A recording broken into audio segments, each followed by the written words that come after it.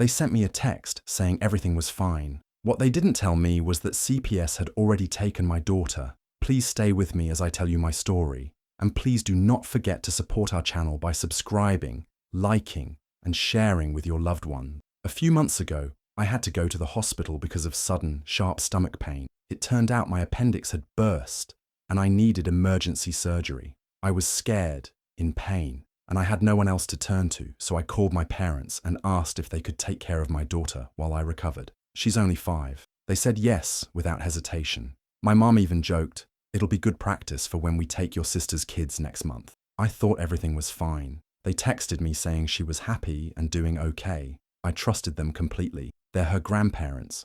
Why would I worry? 4 days later, while I was still in the hospital, I got a phone call. It was from Child Protective Services. My heart sank. They told me my daughter had been found alone, locked in my apartment. She hadn't eaten. She'd been crying for hours, and the neighbors finally called the police. I didn't understand. I asked, "Where are my parents?" That's when they told me they had already flown out to Hawaii with my sister and her kids. They never told CPS they were supposed to be watching her. They never called anyone. They just dropped her off at my apartment and left for their vacation, like she was nothing, like she didn't matter. I couldn't believe it. I was still lying in a hospital bed, trying to recover, and my little girl was in foster care. All because the people I trusted most decided a trip to the beach was more important than her safety. I cried harder than I ever had in my life. My daughter must have felt so scared and alone, and I had no idea. I still can't believe they did this to us. That one phone call changed everything for me. It broke something inside, something I'm not sure will ever fully heal. They acted like nothing happened, like they didn't abandon her. After CPS called and told me my daughter had been found alone and taken into foster care, I couldn't believe what I was hearing. I was still in the hospital, recovering from emergency surgery. My parents had promised to take care of her while I was there. I trusted them. I called my mum, shaking, desperate for answers. She answered the phone, sounding cheerful, like she was on vacation. I could hear waves in the background. When I asked where my daughter was, she said, "We figured she'd be fine for a day or two." That's when I realized they had left her, just dropped her off at my apartment, locked the door and left. No food, no supervision, nothing. They didn't tell CPS she had been with them. They didn't call anyone. They just assumed she'd be okay on her own until I got out of the hospital. She's 5 years old. My neighbors heard her crying through the walls and called the police. That's how CPS found her, scared, hungry, and completely alone. And my parents? They were already on a plane to Hawaii with my sister and her kids. They made no effort to check in, no apology, nothing. They acted like everything was normal, like I was overreacting. My mom actually said, "At least she's safe now," as if that erased everything. What shocked me even more was how calm and indifferent they were. No guilt, no responsibility. They just went on with their trip, like they hadn't done anything wrong. That's when it really hit me. My daughter didn't matter to them. Not the way my sister's kids did. They've always treated my sister like the favorite. Her kids get the attention, the gifts, the love. My daughter, apparently not even worth a phone call. I trusted them with the most important person in my life, and they treated her like a problem to drop off and forget. This wasn't a mistake. It was a choice. They chose their vacation. They chose my sister's family. And they chose to leave a 5-year-old child completely alone. That kind of betrayal doesn't go away. It doesn't get fixed with an apology or excuse. It showed me exactly where we stood in their lives, at the bottom, Growing up, my sister was always the favorite. She was the cheerleader, the straight-A student, the one who went to college, got married young, and bought a house by 25. My parents were proud of her. They showed up for everything she did. Games, graduations, birthdays. She could do no wrong in their eyes. I was the opposite, the one with bad choices, as they like to say. I struggled more, didn't go to college right away, had my daughter young, and spent years trying to get on my feet. But I did get there. I worked hard, found stability, and built a good life for my daughter and me. We didn't have much, but we were happy. When I went into the hospital for emergency surgery, I had no one else to turn to. I asked my parents to watch my daughter for a few days. They agreed, acting like it was no problem. I thought maybe things had changed, that they respected the person I'd become and cared about their granddaughter. 4 days later, I got a call from CPS. My daughter had been found alone, locked in my apartment. No adult, no food, Just her, crying until the neighbors called the police. My parents never told CPS they had been responsible for her. Instead, they left her alone and flew to Hawaii with my sister and her kids. They didn't even check in with me. They didn't make sure anyone else was coming to get her. They just left. While I was recovering in the hospital, my daughter was terrified, alone, and taken by strangers. And my parents were posting vacation photos from the beach, smiling with my sister's children like nothing happened. It hit me hard. My daughter ended up in foster care. My niece and nephew got palm trees and ice cream. That's when I realized nothing had really changed. My parents still only made time for my sister, still only cared when it came to her and her family. I had trusted them with something that mattered more than anything else in my life. They showed me once again that my daughter and I weren't part of the family in the way my sister and her kids were. We were the afterthought, the inconvenience. And this time, their favoritism didn't just hurt me, it hurt my child. That's something I can't ever forget. The first time I saw my daughter after she was placed in foster care, she looked at me with wide, confused eyes and asked, "Did you forget me too?" That question broke something in me. After CPS found her alone in my locked apartment, they launched a full investigation. Even though I had done nothing wrong, I had to prove I was a fit parent. They had to make sure my home was safe, that I was mentally and emotionally stable, and that I had a proper support system. I went through parenting evaluations, therapy sessions, home inspections, and endless paperwork. I was recovering from surgery, dealing with trauma, and trying to fight for my child, all at once. Meanwhile, my parents were in Hawaii, posting smiling pictures on social media with my sister and her kids. Drinks in hand, matching shirts, sunset dinners. Not a single message asking how my daughter was doing, not even a call to check on me. They didn't tell anyone what they had done. In fact, they acted like they'd done nothing wrong. They lied to the rest of the family, making it sound like CPS just overreacted. But I knew the truth. They left a 5-year-old child alone and walked away like it meant nothing. It took weeks before I got my daughter back. When I did, she was quiet. She clung to me like she was afraid I'd vanished too. She didn't want to sleep alone. She didn't talk to anyone. Some nights she woke up screaming. No child should ever have to feel that kind of fear. I tried to keep things normal, but inside, I was furious. My parents had taken everything from us, her safety, her trust, her peace of mind, and they acted like it was a misunderstanding. That was the moment I decided I'd never trust them again. Not just because of what they did, but because they didn't care. No apology, no accountability. They showed me who they were, and I believed them. I focused on helping my daughter heal. We went to therapy together. I kept her close. I made her feel safe again. Slowly she started smiling, laughing, sleeping through the night. But I'll never forget what they did, and I'll never let them near her again. She said, "Well, at least nothing really bad happened." I saw red. After everything my daughter had been through, those were the words my sister chose. I called her because I needed answers. I needed to know if she had known about the trip to Hawaii, if she knew my daughter had been left alone. She didn't even hesitate. "Yeah, Mum told me they were dropping her off before we left. I thought you knew." I couldn't believe what I was hearing. She knew my 5-year-old daughter was being left alone in a locked apartment and didn't say a word. When I told her my daughter had ended up in foster care, that she'd been terrified and crying until the neighbors called the police, she shrugged it off. They were just overwhelmed. It was a last-minute trip, and they had a lot to handle with my kids. That was her defense, that it was too much to take one more child. So they chose to leave mine behind. I told her what my daughter went through, being taken by strangers, sleeping in a strange bed, waking up crying at night, asking if I had forgotten her. I told her how I had to fight tooth and nail to get her back, go through interviews, therapy, inspections, and prove I was a fit mother while our parents were drinking on a beach. She didn't respond. She got quiet, then said, "You're overreacting," and hung up on me. That was it. No apology, no sympathy, nothing. That's when I realized it wasn't just my parents who failed me. It was all of them. They all protected each other. They all treated my daughter like she was less, like she didn't matter. My sister has always been the golden child. Our parents bend over backward for her. Her kids get special treatment, gifts, attention. Mine gets ignored, or in this case, abandoned. I always told myself maybe I was imagining it. Maybe I was being too sensitive. But this time, there was no excuse. They knew what they were doing, and they didn't care. I hung up the phone that day, knowing I couldn't fix this. I wasn't going to get justice from them. I wasn't going to get closure. All I could do was protect my daughter. From now on, that means keeping her away from people who think she's easy to forget. I finally got access to the CPS report, and what I found made everything so much worse.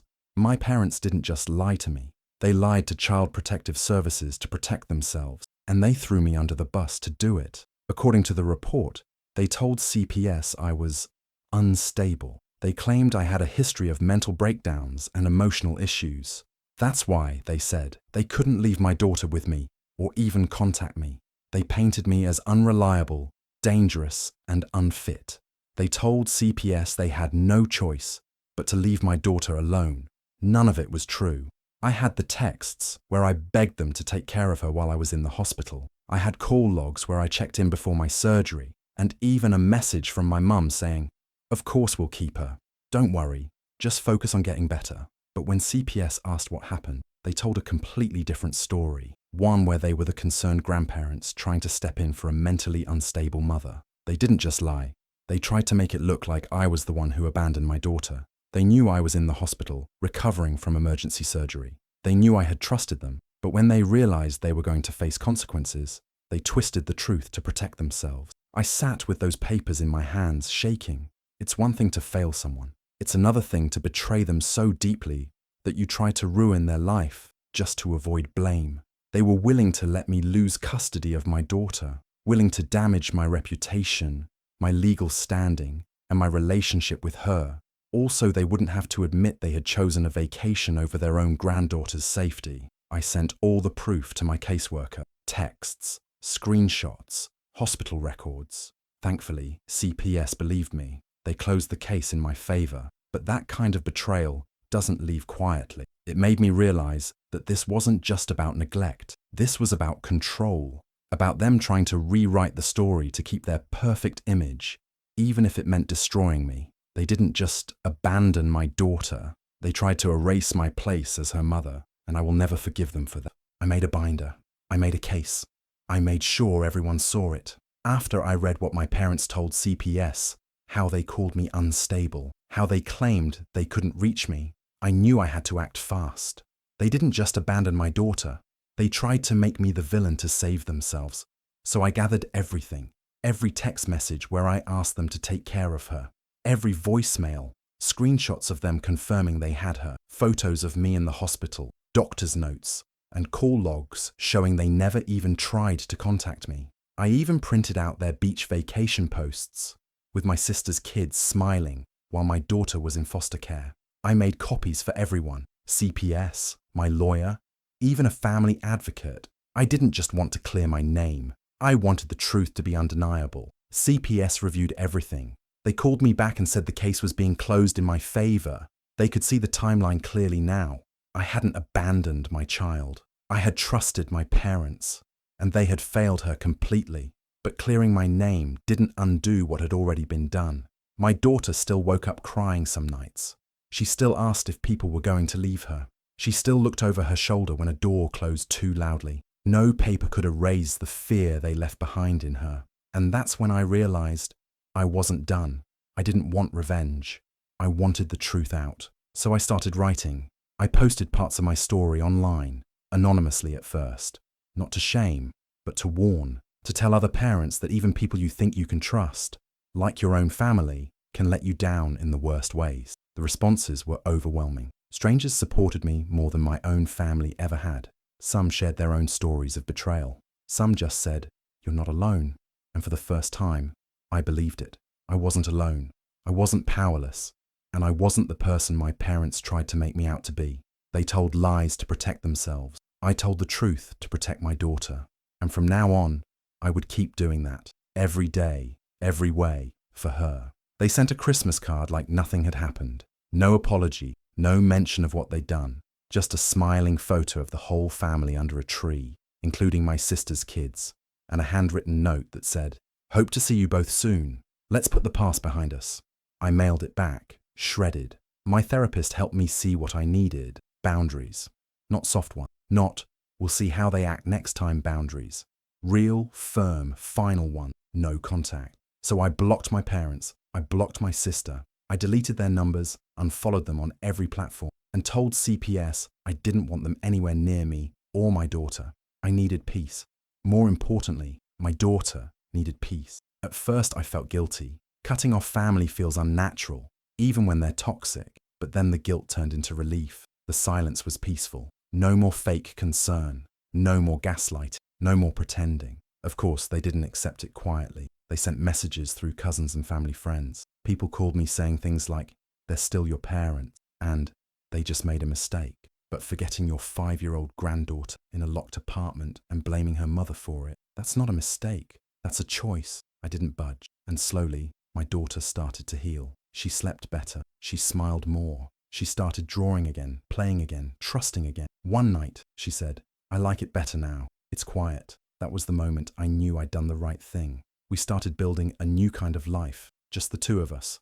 Simple things. Saturday pancakes, movie nights, a small garden in the yard, and no fear of unexpected visits or fake apologies. I never told her the full story, not yet, but when she's older and ready, I'll tell her the truth. Not to make her hate anyone, but to show her how to protect her own peace, how to choose herself. I swore to her, and to myself, that we would build our own family, not built on blood, but on love, safety, and trust. The kind of family that shows up, the kind that stays. We didn't need people who only wanted to be there when it was easy. We needed people who would be there when it was hard. And if that just meant the two of us for now, that was more than enough. She told me, "We don't need them. We've got us." That was the day I smiled again. My daughter had been through more than any child should. But slowly, day by day, she found her way back to joy. She laughed again. She danced to music in the kitchen again. She slept through the night without waking up scared. Watching her heal gave me strength. We moved to a new town, far from the memories, the judgment, and the people who failed us. New school, new apartment, fresh start. I got a job I liked, with flexible hours, so I could be there for her. I met kind neighbors, people who helped just because they cared, not because they wanted to control. That's when I started writing. At first, just to get the thoughts out of my head. I posted my story online anonymously. I didn't name names. I just told the truth, what had happened, how it broke me, and how I was putting the pieces back together. I didn't expect anyone to read it, but people did. Strangers reached out with kind messages. Some shared their own stories, stories of betrayal, of being failed by the people who should have protected them. Others just offered support. "You're doing great. Your daughter is lucky to have you. I believe you." Those words meant more than anything my family ever said. For the first time in a long time, I didn't feel alone. So I kept writing. I started a blog for single mums, especially the ones who didn't have family to fall back on. I shared resources, wrote about boundaries, and posted little pieces of hope. The things I wish someone had told me, helping others help me. I wasn't just the girl whose parents abandoned her daughter. I wasn't just the mum fighting CPS. I wasn't just broken. I was healing. I was building. I was protecting. And my daughter? She became my reason, my fire. Her strength, her ability to love and laugh after everything, was my fuel. She didn't just survive. She rose. And now, so did I. We didn't need revenge. The truth was already out there. We didn't need their approval. We had each other. And we didn't need to look back. Because every step forward we took together. If they wanted to pretend it didn't happen, too bad. I made sure everyone knew. I spoke to people who had always believed my parents were kind and responsible. I told them the truth, clearly and calmly. I explained how I ended up in the hospital and how I asked my parents to watch my daughter. I explained how they left her alone in my locked apartment, how CPS had to step in, and how I had to fight to bring her back home. Some people were shocked. Others didn't know what to say. A few admitted they had only heard my parents' version and had thought I was the one who messed up. I showed them facts, texts, dates, calls. I explained everything. No yelling, no drama, just facts. I wasn't trying to get attention. I wasn't trying to turn people against them. I just didn't want to carry the weight of their lies anymore. I wanted people to know the truth, especially the ones who kept asking why I didn't speak to my family anymore. My sister said nothing. My parents acted like none of it mattered, but the people around us started to understand. Slowly, I felt the weight lift. I wasn't hiding anymore. I didn't speak up to hurt anyone. I did it because silence only helped them. They tried to cover it up. I told what really happened, not for anger, not for revenge, for my daughter. Do you think I made the right decision by telling the truth, even if it meant cutting off my family for good? Or should I have stayed quiet and just moved on? I'd really like to know what you think. Feel free to share your thoughts in comment box.